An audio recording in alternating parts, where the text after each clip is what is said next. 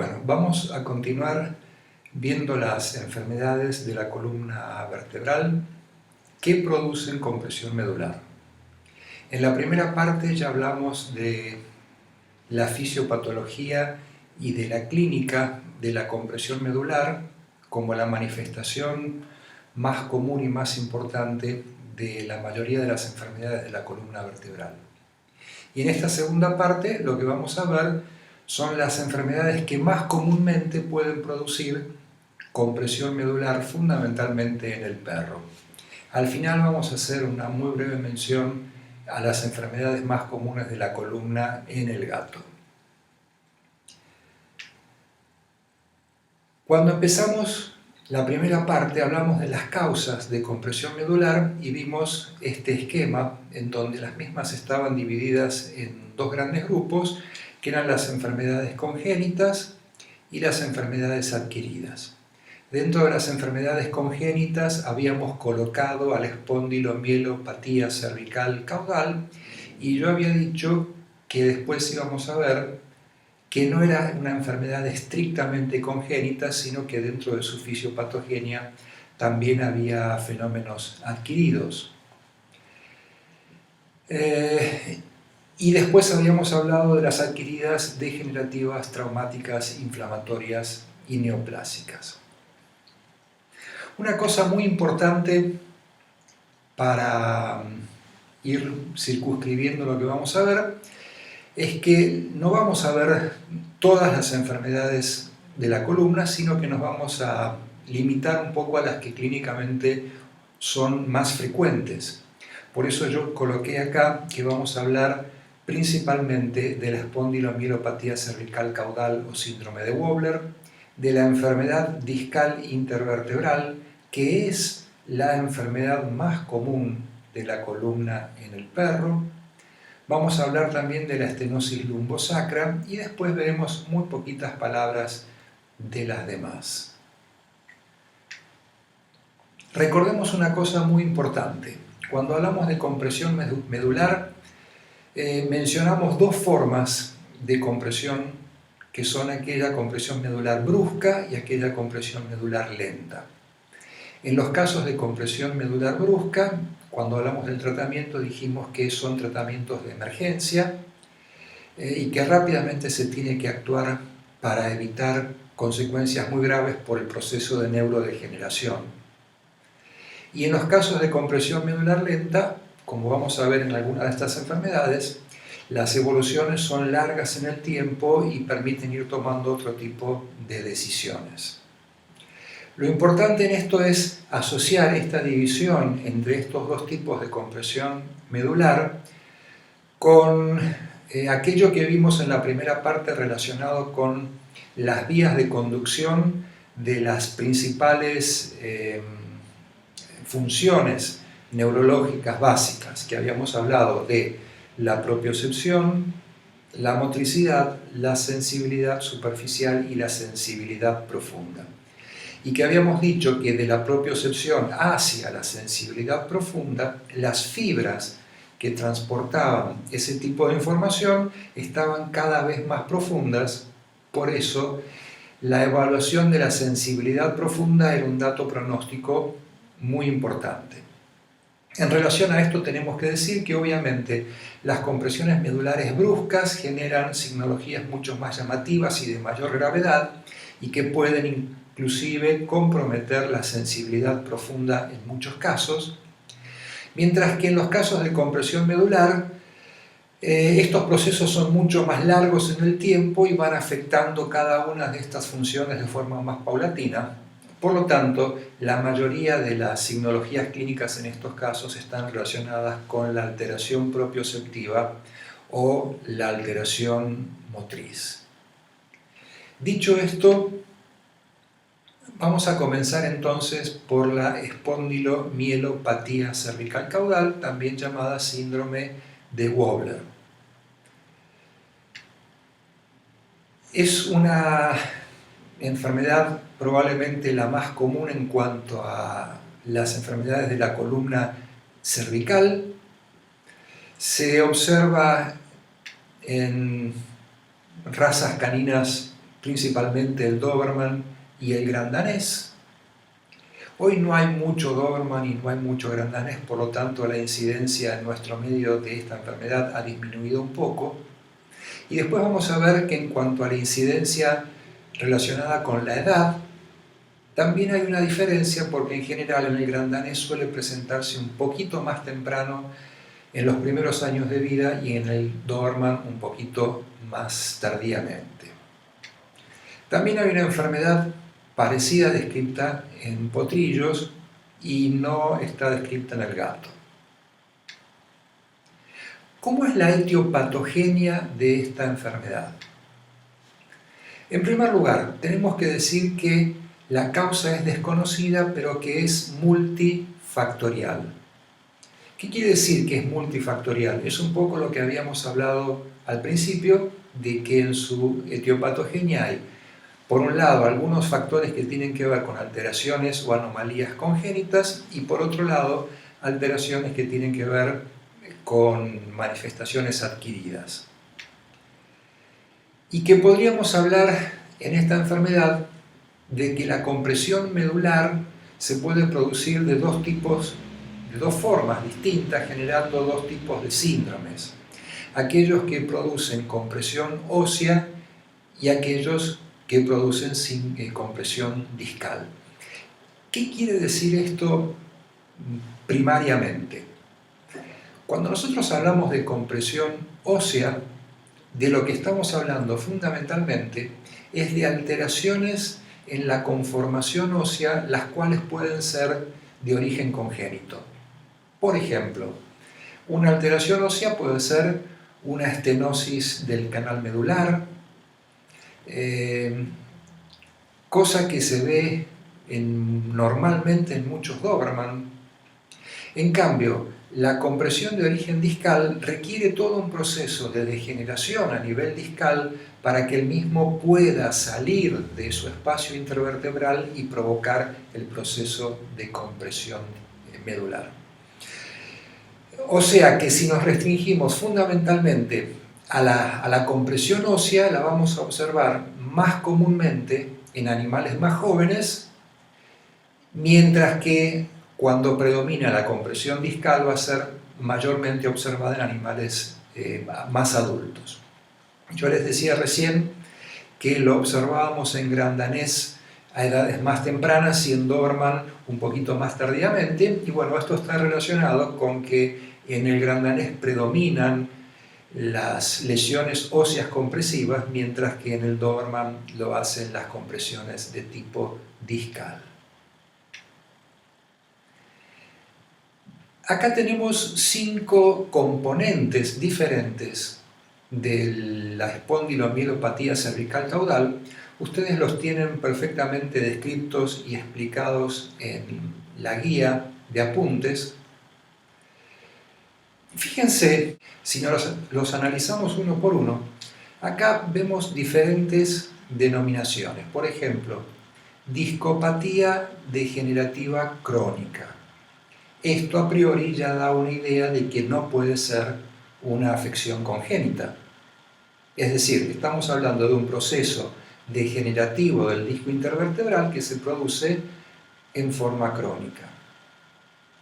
La compresión en reloj de arena hace mención a una imagen que uno podría tener lateralmente, como vamos a ver enseguida, del espacio intervertebral, cuando puede haber una compresión que surge desde la parte ventral del canal, como podría ser una compresión discal, asociada a un proceso compresivo de la parte dorsal del espacio del canal medular. Y ustedes se acuerdan que habíamos hablado del ligamento amarillo, por ejemplo, que acá lo menciona como enfermedad del ligamento amarillo o malformación del arco vertebral. Y entonces, por ejemplo, enfermedades en las cuales existe una hipertrofia del ligamento amarillo que es dorsal, es decir, recubre el techo del espacio intervertebral, podría ser también una causa compresiva. Después tenemos una malformación ósea congénita, y esto sí es un componente congénito, y la inclinación vertebral, que es un tema conformacional. ¿Se acuerdan cuando hablamos al principio de la descripción de las vértebras a nivel cervical, que yo hice mención a la inflexión que la columna cervical hace a nivel de la quinta, sexta y séptima vértebra cervical, y que el canal medular tiene que acompañar esa inflexión y por lo tanto la médula también? Y que puede haber en algunos casos, sobre todo cuando existe algún tipo de reducción en el espacio del canal vertebral, puede haber en estos casos una compresión en esa inflexión, inclusive con algunas malformaciones congénitas óseas. O sea, todo esto que está mencionado aquí como diferentes componentes de la espondilomielopatía cervical caudal no tienen que ser tomadas como componentes o síndromes separados, sino que pueden estar, y de hecho lo están muchas veces, actuando de una forma conjunta. Acá tenemos una imagen de una pieza anatómica de una espondilomielopatía cervical caudal, en donde podemos ver la quinta vértebra cervical, la sexta vértebra cervical, la séptima vértebra cervical y la primera vértebra torácica. Estos son los espacios intervertebrales en donde se pueden ver los discos aproximadamente de un aspecto normal en cuanto a las dimensiones del espacio intervertebral y al aspecto macroscópico del disco. Ahora, si vamos a ver este espacio intervertebral entre la sexta vértebra cervical y la séptima vértebra cervical, vemos que no se observa el disco y que las dimensiones de este espacio intervertebral están sumamente reducidas. Que acá se ha producido un proceso degenerativo del disco y por alguna de las razones que mencionamos, aquí se observa una lesión medular de tipo compresiva que ha llevado a un proceso degenerativo de la médula. Fíjense en la porción ventral de los cuerpos vertebrales que también hay alteraciones óseas. Acá tenemos un video para que puedan ver de una forma esquemática cómo se produce esta enfermedad. Acá observamos cómo pueden existir alteraciones óseas que sean compresivas tanto desde dorsal como de proximal. ¿Cuáles son los signos clínicos? Cuando hablamos de signos clínicos en todas estas enfermedades que vamos a mencionar, prácticamente los vamos a repetir porque tienen que ver con los signos clínicos de la compresión medular que ya hablamos. Pero vamos a hacer una salvedad. Algunas de estas enfermedades que vamos a mencionar producen síndromes compresivos bruscos, mientras que otras como esta producen compresiones medulares lentas. Por lo tanto, los signos clínicos van a estar referidos a que se trate de una compresión medular lenta o brusca. Si en este caso la compresión medular es lenta porque el proceso degenerativo se va produciendo a lo largo del tiempo, nos vamos a encontrar con que el principal signo clínico es el dolor cervical. Ese dolor cervical muchas veces se manifiesta con que el paciente siempre se presenta con el cuello flexionado y mirando hacia abajo. Y que, ¿por qué lo hace de esa forma? Porque esa es una posición antiálgica. Cuando nosotros extendemos el cuello en el examen clínico, ahí es donde se presenta el mayor dolor. Y como se trata de una afección de compresión lenta, neurológicamente vamos a encontrar principalmente alteraciones de la propiocepción, lo que se conoce con el nombre de ataxia propioceptiva y que en este caso se va a observar en los 4 miembros. Asociado a esto vamos a ver determinadas actitudes posturales que tienen que ver fundamentalmente con esto que yo mencionaba recién del dolor a nivel cervical, con la posición de flexión cervical. En muchos Doberman a veces se suele ver también que los codos suelen estar un poco separados y las manos rotadas hacia adentro. Acá vemos un gran danés en una típica posición de dolor cervical con la cabeza flexionada. En cuanto al diagnóstico, si nosotros tomamos en cuenta el tipo de raza, la edad, los signos clínicos de dolor y la ataxia propioceptiva, estos son los signos que nos van a prácticamente llevar a poder hablar de un diagnóstico presuntivo de esta enfermedad, que va a ser confirmada ya sea por radiografía, por resonancia magnética o por tomografía axial computarizada, como vamos a ver, como ya vimos en la mayoría de los casos de compresión medular. Acá tenemos una radiografía simple, en este caso C6, C7. Fíjense, esta es la radiografía simple y en esta inferior se ha colocado un medio de contraste, es decir, que esto es una mielografía. Lo que se está tratando de ver si este recorrido que hace el medio de contraste en el canal medular permite determinar la localización precisa de la compresión medular. Otro caso parecido, en este caso observamos entre C5 y C6 una disminución del espacio intervertebral y en la mielografía la compresión que corresponde a la lesión de ese disco. Y en cuanto al tratamiento, voy a repetir siempre lo mismo.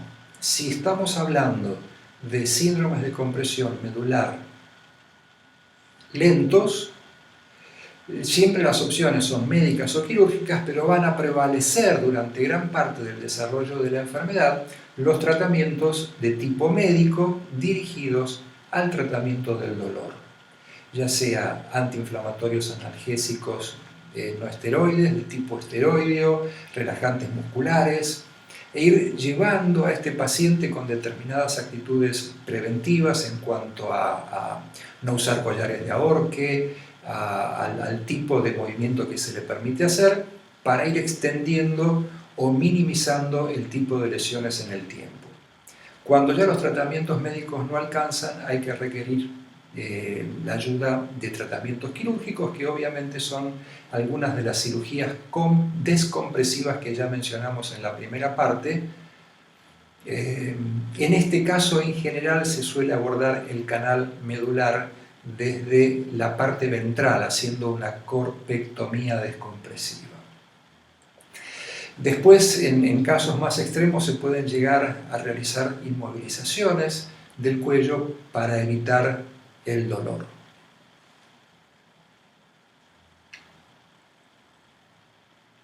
Pasamos a la segunda enfermedad, que es la enfermedad discal intervertebral, también conocida como hernia de disco. Les dije que es la enfermedad más común de la columna vertebral en el perro.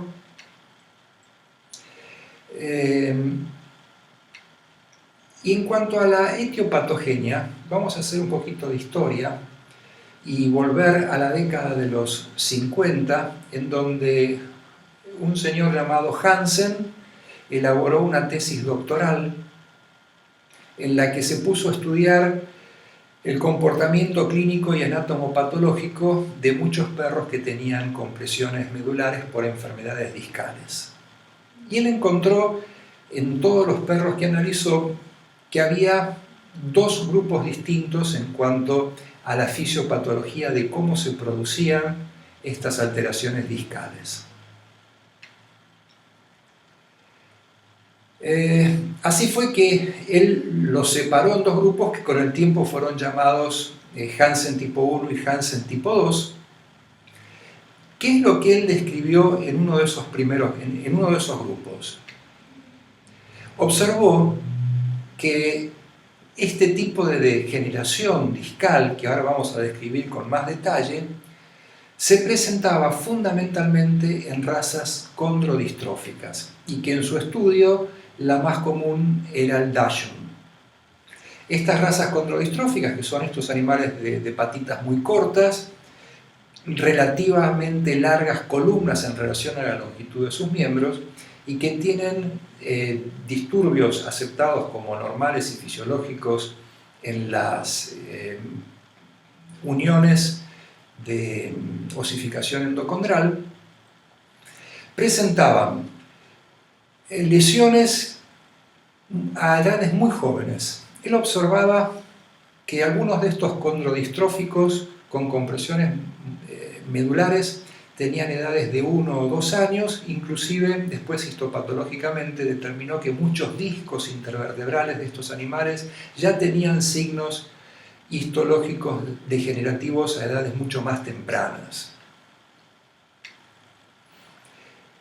Y él describió que el tipo de degeneración que se producía en los discos intervertebrales de estos animales condrodistróficos jóvenes estaba caracterizada por una metaplasia condroide. Si ustedes recuerdan, cuando hablamos de la histología del disco intervertebral, con sus 3 partes, desde afuera hacia adentro el anillo fibroso, la zona de transición y el núcleo pulposo, en la descripción del núcleo pulposo yo dije que era una matriz de proteoglicanos y agua en la que se podían encontrar células ocasionales, algunos condrocitos y algunos fibrocitos. Sería posible que este tipo de metaplasia condroide se origine a partir de esos condrocitos presentes en el núcleo pulposo del disco intervertebral normal. En la medida que ese disco va transformándose en cartílago, o ese núcleo pulposo va transformándose en cartílago, obviamente va perdiendo sus características de elasticidad y su capacidad de poder ser un difusor de fuerzas y de energía dentro del disco y por lo tanto a lo largo de toda la columna. Y que llegado un momento, inclusive se podían producir depósitos de sales de calcio sobre ese tejido cartilaginoso originado por el proceso metaplásico, anulando prácticamente por completo la función amortiguadora y fisiológica del disco intervertebral. Frente a determinado tipo de traumatismos, si ese disco ya no puede disipar las fuerzas, lo que él observó que ocurría en estos casos es que se producía una ruptura del anillo fibroso, con una salida brusca del contenido del núcleo pulposo hacia el canal vertebral. O sea, un proceso que se denomina extrusión discal. Lo repito, la extrusión discal es la salida brusca del núcleo a través de una ruptura del anillo fibroso con la ubicación de esos restos de material del núcleo pulposo con su proceso degenerativo en el canal medular. Y como esa salida es brusca, porque si no, no podría romper al anillo fibroso, entonces se origina un síndrome de compresión brusca. Es ese típico DASH que yo mencioné un par de veces en la parte anterior, en donde decíamos que el dueño se presenta diciendo que hasta ayer caminaba bien y que esta mañana quiso subir a la cama, tuvo una manifestación muy importante de dolor y a partir de ahí empezó a perder su movilidad. Repito, entonces, lo que hoy conocemos como lesión de Hansen tipo 1 es aquella degeneración que se observa en animales condrodistróficos jóvenes a partir de la producción de una metaplasia condroide en el núcleo pulposo que acaba con una extrusión discal y una compresión medular brusca. Acá tenemos algunas imágenes de discos intervertebrales, en este caso lumbares, que muestran procesos degenerativos avanzados. Acá tenemos un disco normal donde se puede ver perfectamente bien la diferencia anatómica entre el núcleo pulposo y el anillo fibroso. Bueno, de este lado tenemos un disco intervertebral en el cual se ha producido un proceso degenerativo en donde ya no se puede prácticamente observar esa diferencia anatómica entre el centro pulposo y el anillo fibroso, es decir, que todo este centro ha cambiado su estructura histológica, perdiendo sus capacidades fisiológicas también. En este caso tenemos un proceso degenerativo mucho más avanzado, en donde aquí estamos viendo el anillo fibroso, pero el núcleo pulposo prácticamente se ha calcificado.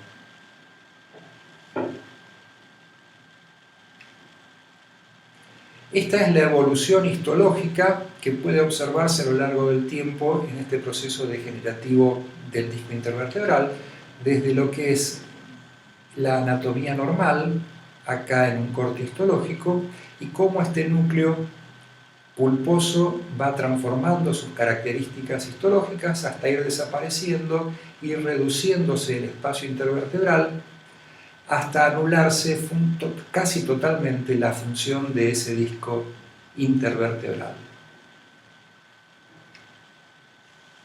Acá tenemos una pieza anatómica en donde observamos una hernia discal muy importante producida a partir de la ruptura o de la extrusión discal, y todo este contenido del disco intervertebral localizado en el canal vertebral y produciendo un severo síndrome compresivo a nivel medular. Acá tenemos otro caso parecido. Observamos la compresión medular y anatómicamente la diferencia en las características que nosotros podemos observar de la médula a este nivel. Inclusive ahí se está observando parte del contenido del disco en el canal medular. En este esquema tenemos el disco, el espacio intervertebral normal. Fíjense, esto es el núcleo pulposo, esto es un esquema normal con el anillo fibroso, el ligamento intervertebral longitudinal dorsal, la médula dentro del canal medular. En estos casos dijimos que la lesión de Hansen tipo 1 es aquella que se presenta en condrodistróficos jóvenes a partir de la metaplasia condroide del núcleo pulposo y su salida hacia el canal medular a través de la ruptura de las fibras del anillo fibroso, lo que se denomina la extrusión discal. Fíjense en este video en donde observamos más o menos lo mismo. Acá tenemos el núcleo pulposo, esos son los movimientos que facilita la actividad de los discos intervertebrales. Fíjense acá el núcleo pulposo, el anillo fibroso, la médula, la parte ventral del canal medular, y cómo se va produciendo el proceso degenerativo del disco hasta que en un momento, frente a un movimiento brusco, el disco sale, rompe el anillo fibroso y se instala en el canal medular produciendo una compresión medular brusca.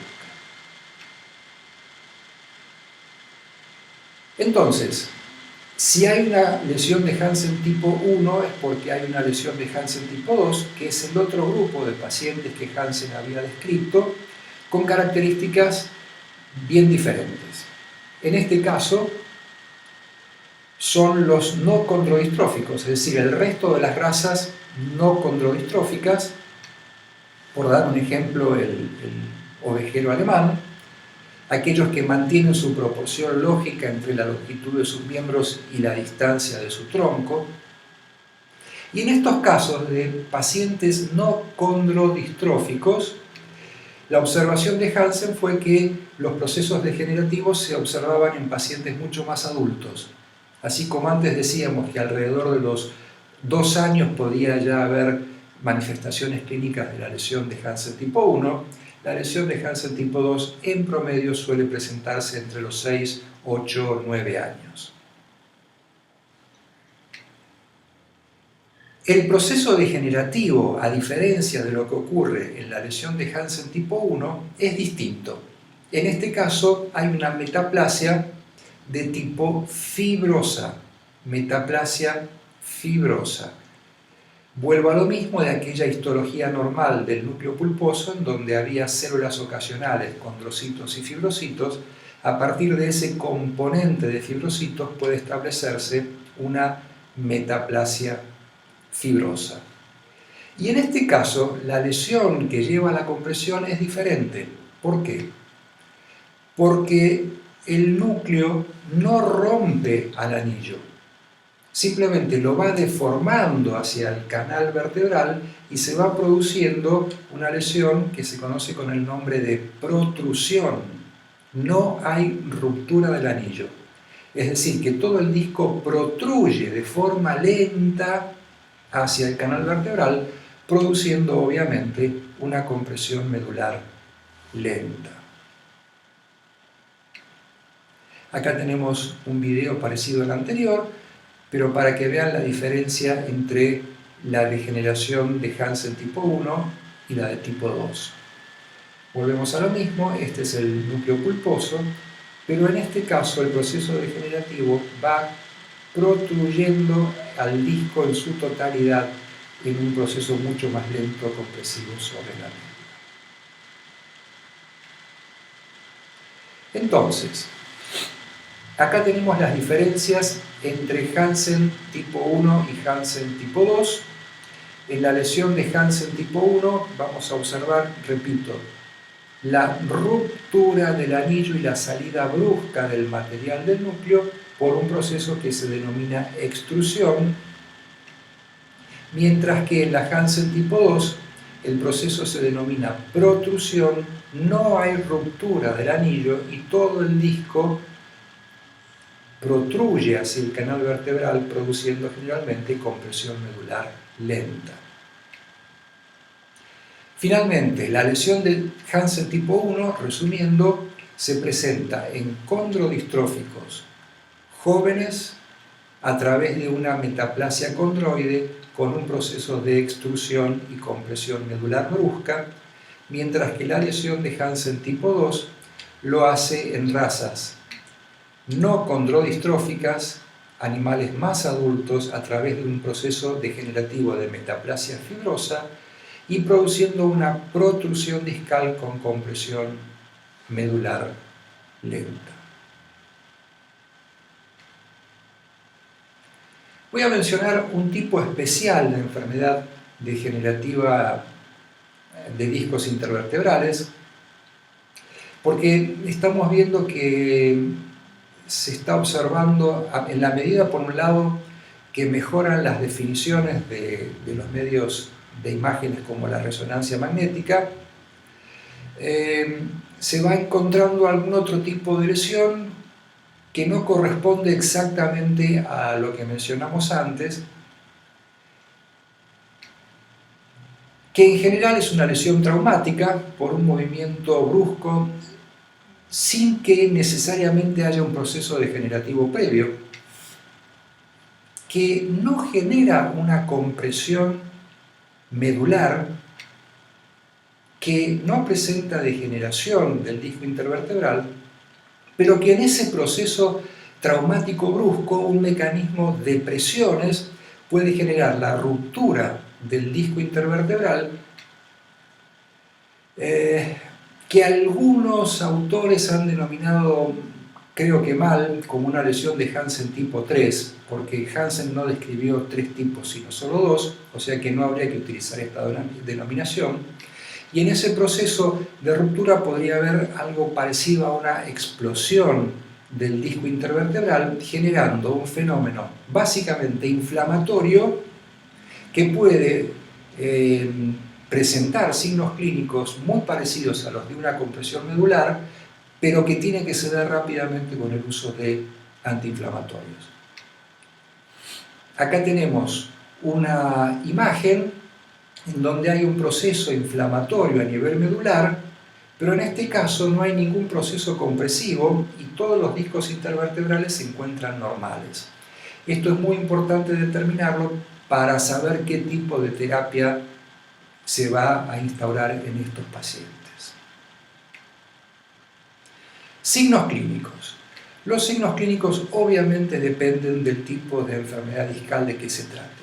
Las lesiones de Hansen tipo 1 con su compresión medular brusca generan signos muy bruscos de aparición muy rápida, con alteraciones neurológicas muy evidentes. Son aquellos casos de los que hablamos que deben ser considerados como emergencias y que dentro de las primeras 12 o 24 horas tiene que ser determinada tal vez la posibilidad de su tratamiento mediante cirugía, siempre y cuando la evaluación neurológica de estos pacientes, fundamentalmente por medio de la presencia o no de sensibilidad profunda, es lo que nos va a determinar esa conducta.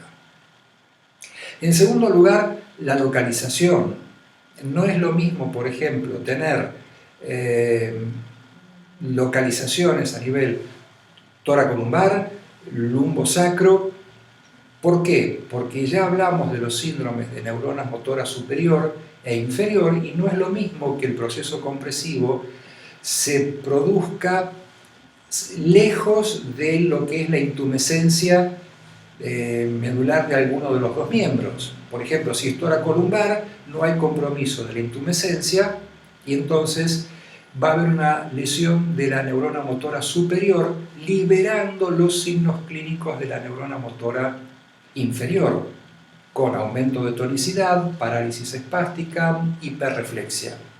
En cambio, si el proceso compresivo es a nivel de la intumescencia, por ejemplo, lumbosacra, vamos a encontrar los signos opuestos, la abolición de la función de la neurona motora inferior con disminución del tono, hipotonía muscular, hipo-o-reflexia. Y la gravedad que va a estar dada más allá de todo el examen clínico, neurológico, el examen de imágenes que podemos hacer para saber el estado fundamentalmente de la columna vertebral, la evaluación de la presencia o no de sensibilidad profunda.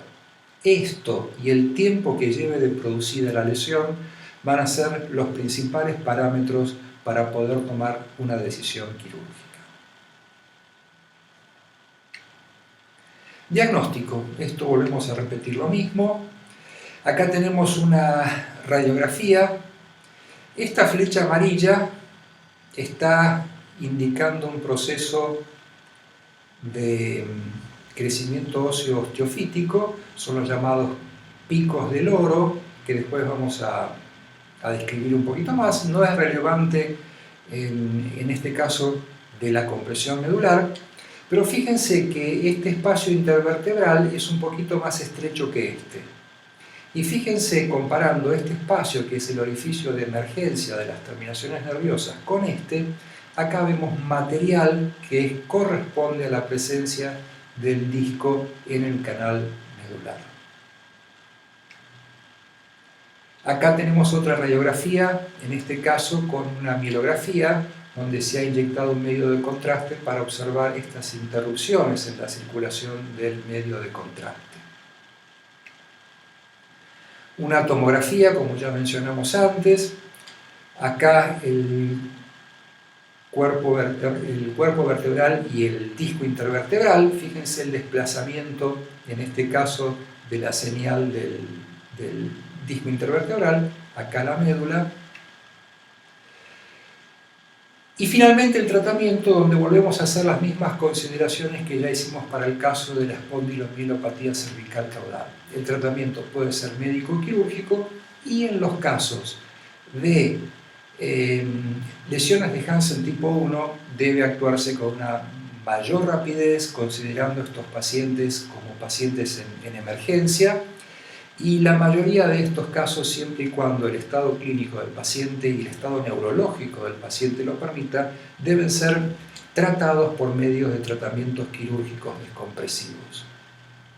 En cambio, en los casos de las lesiones de Hansen tipo 2, que suelen ser más lentas y de compresiones medulares más extendidas en el tiempo, con menor intensidad de signos clínicos, se puede ir manejando todo el proceso clínico por medio de tratamientos médicos, como mencionamos anteriormente, y si eventualmente, llegado el momento, es necesario recurrir a un tratamiento quirúrgico, se va a realizar más tardíamente.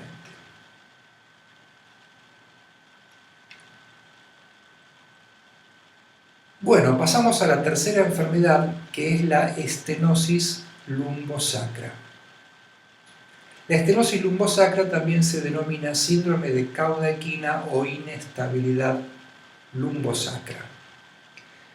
Es una enfermedad degenerativa y multifactorial que se presenta fundamentalmente, pero no únicamente, fundamentalmente a nivel de la séptima vértebra lumbar y primera sacra. Acá tenemos que mencionar algunas cosas parecidas a lo que dijimos cuando hablamos de la espondilomielopatía cervical caudal como etiología multifactorial, dado que pueden existir tanto anomalías congénitas como como alteraciones adquiridas en su patogenia. Por ejemplo, fíjense que acá menciona anomalías vertebrales. Esto puede ser un problema congénito. Después en las imágenes vamos a ver algunos lugares que son más característicos en cuanto a las anomalías vertebrales. Y lo mismo que mencionamos para la inflexión que hacía la columna a nivel cervical, también suele presentarse esa inflexión a nivel lumbosacro. También está mencionada la estenosis lumbosacra. Hay una parte del sacro que tiene un núcleo de crecimiento que es específico, después lo voy a mostrar en las imágenes. Y hay algunas teorías que hablan de que algunos de estos animales podrían haber sufrido de jóvenes un proceso de osteocondrosis a nivel de ese núcleo de crecimiento sacro que podría haber generado algún tipo de malformación ósea en el transcurso de esa enfermedad que terminara luego con un proceso de estenosis lumbosacra. También podemos encontrar enfermedad discal intervertebral, pero en este caso estamos hablando de una enfermedad discal intervertebral de Hansen tipo 2, entre L7 y S1. O sea, con el tiempo pueden producirse lesiones discales degenerativas de la misma forma que como habíamos mencionado a nivel cervical, y que son lentas y por lo tanto los signos clínicos están relacionados con esa cronicidad. Pero acá tenemos que tener otra cosa en cuenta. Recuerden cuando hablamos de la división de la médula, que habíamos dicho que en realidad la médula es más corta que la columna vertebral y que la médula en sí misma termina alrededor de la quinta, sexta vértebra lumbar y que más posteriormente no tenemos médula sino las raíces de las terminaciones nerviosas que se dirigen hacia atrás para poder salir por el orificio que les corresponde. Entonces, en general no suele haber lesiones medulares en estos casos, sino lesiones radiculares, que suelen ser síndromes de neurona motora posterior a este nivel. Subluxación sacraventral es otra posibilidad que puede favorecer la estenosis y también, como habíamos dicho a nivel cervical, la proliferación e hipertrofia de tejidos blandos alrededor del canal en el espacio intervertebral. Acá tenemos un video para que observen qué es lo que se produce. Este es el ala de Lilion, ahora va a desaparecer para que se vea el sacro y la séptima lumbar. Fíjense, lesión discal, compresión desde dorsal en el canal. Este es un punto que ahora les voy a mencionar importante, la infección que se puede producir en estos casos y la compresión de estas raíces nerviosas dentro del canal medular. Signos clínicos. Dolor lumbosacro.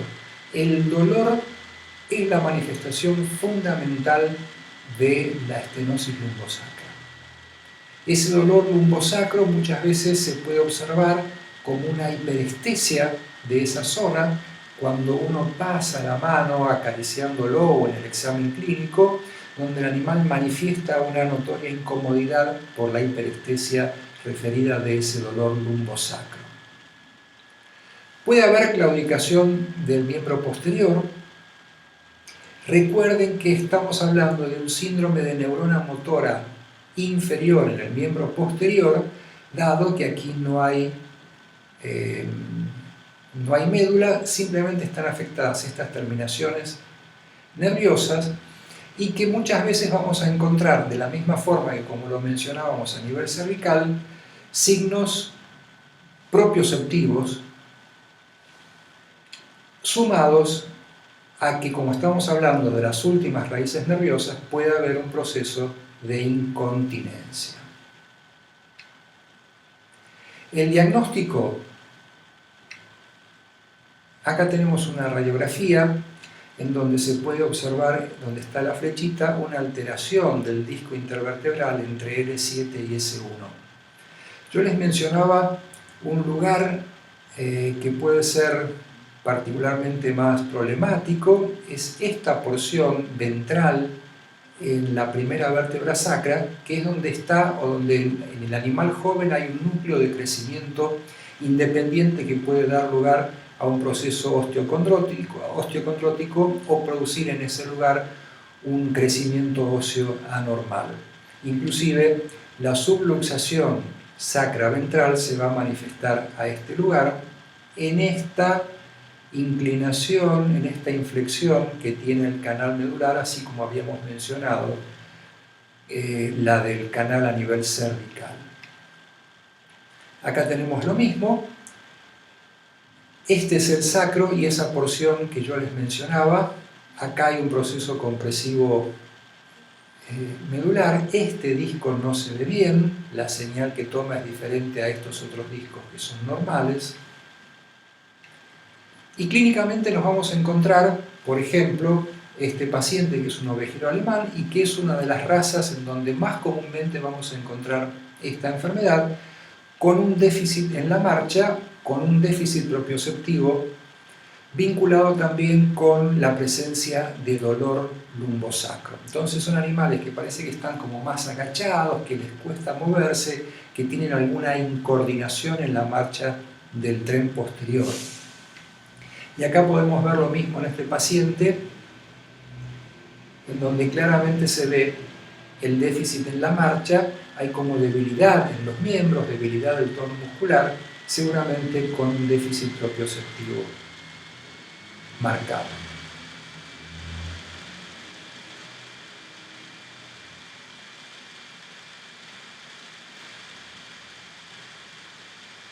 Y el tratamiento. Otra vez volvemos a lo mismo, el tratamiento puede ser médico o quirúrgico. Por ser una compresión medular de tipo lenta, en estos casos son más utilizados los tratamientos médicos y los tratamientos quirúrgicos, ya sean descompresivos o de fijación lumbosacra, son dejados como última opción.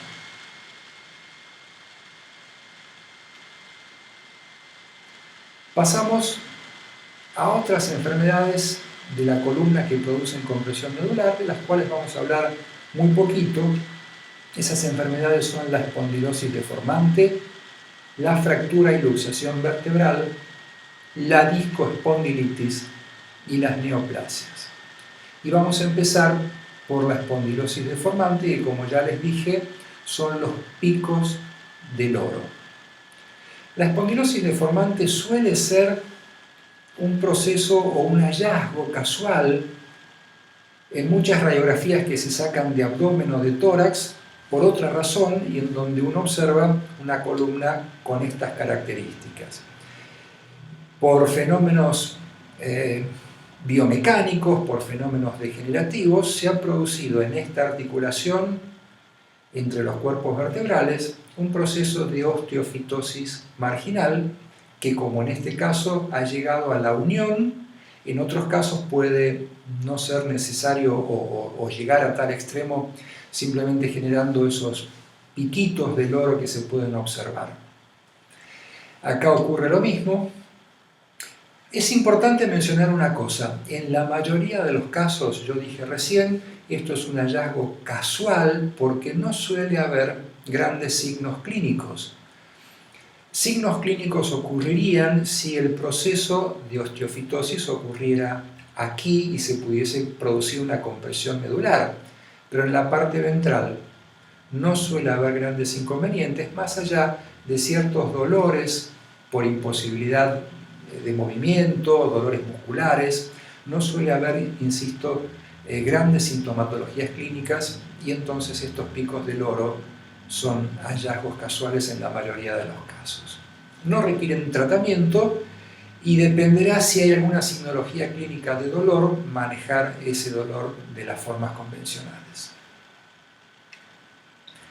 Fractura y luxación vertebrales. Acá tenemos una fractura vertebral, esto podría ser un accidente automovilístico, podría haber sido una caída. Fíjense que la longitud del cuerpo vertebral entre esta vértebra y esta no guardan relación con la longitud del cuerpo vertebral. En este caso, el espacio intervertebral está muy reducido, es como si hubiese habido una compactación del cuerpo vertebral, en este caso, que obviamente tiene que llevar a todo un proceso de compresión medular. Acá tenemos otra fractura vertebral, en este caso por un proyectil. Este proyectil ha impactado en esta vértebra y ha producido una lesión, una fractura. Bueno, esta es una luxación, obviamente un caso muy grave. Fíjense que si uno sigue la dirección del canal medular en este lugar, tiene que venir hasta acá para intentar entender cuál es el recorrido que está siguiendo esta médula espinal. O sea, es muy posible que esta haya sido una lesión muy grave con una sección medular probablemente completa. Pasamos a la discoespondilitis. La discoespondilitis es la inflamación del disco intervertebral. Una de las causas más mencionadas en el perro es brucela. No es la única causa, hay otras, suelen producirse muchas veces por vía hematógena. Y en estos casos suele haber una osteomielitis asociada a la infección del disco, como se está viendo en este caso, y cuando se determina que el proceso está ocasionado por brucela, tiene que hacerse un tratamiento específico contra esta bacteria con antibióticos específicos. Y finalmente las neoplasias, que dijimos que podían ser vertebrales o medulares, primarias o metastásicas, son más comunes las lesiones óseas, las lesiones vertebrales, los sarcomas óseos, como en este caso, generalmente a nivel vertebral suelen ser metastásicos. Fíjense que la densidad ósea de esta vértebra comparada con esta está disminuida, lo que está hablando de una rarefacción ósea, de una lisis ósea por efecto de la evolución de ese sarcoma. Acá tenemos otro caso. En este caso se observa aquí un proceso de lisis ósea producido también por una lesión de sarcoma óseo. Bueno, hasta acá lo que vamos a mencionar de las enfermedades de la columna vertebral en el perro, y vamos a mencionar muy brevemente algunas diferencias para que se entienda cómo es la patología de la columna vertebral en el gato, que como toda la medicina del gato es diferente a la del perro. Y acá están mencionadas las principales causas de enfermedades de la columna vertebral en el gato. Y están un poco puestas en un orden de frecuencia. Nosotros habíamos hablado que las enfermedades degenerativas del disco eran las enfermedades más comunes en el perro, y fíjense que a este nivel En el gato encontramos las lesiones degenerativas como de las menos frecuentes y las inflamatorias e infecciosas como las más comunes que prácticamente no mencionamos para el perro. Dentro de estas enfermedades inflamatorias infecciosas tenemos que mencionar al virus de la peritonitis infecciosa como la causa más común de patología de médula en el gato. Las neoplasias óseas son otra causa, los traumas, tengan en cuenta los traumas en los gatos, ya sea con el síndrome del gato paracaidista o el gato volador, los accidentes automovilísticos. Congénitas y hereditarias son mucho menos comunes, vasculares, hay algunos casos en los que se observan